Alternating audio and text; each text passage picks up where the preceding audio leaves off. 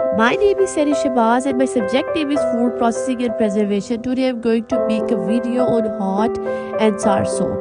So let's start it. So as you know, I'm going to make the hot and sour soup. Firstly, this is the boiled chicken, and I made some rashes of it. Half a cup of capsicum, half a cup of boiled carrots, and half a cup of cabbage. Then these are the sauces: chili sauce, vinegar sauce, and Chinese sauce. And this is the salt. This is the mixed spices, and this is the black pepper, and then this is the water, and these are the two raw eggs which are required for hot and sour soup, and this is the corn flour, and this is the chicken stock. Took this wok and I placed on this flame. I'm going to pour this chicken stock into it. Flame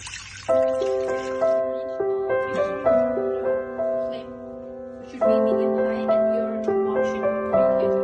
You can see the situation and the condition of water. I'm going to add this cabbage to it. Add this capsicum into it.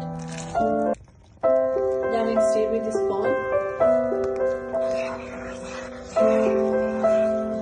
Again, so I'm going to give some time to it. So let's give them time to boil it. Start boiling.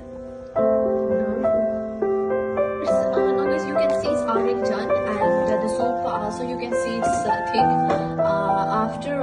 At the end we have to add some eggs into it. Now I'm going to add eggs into it. Make sure you have to mix when you are adding into it, otherwise some bubbles will bake into it and it will not look suitable and presentation will spoil.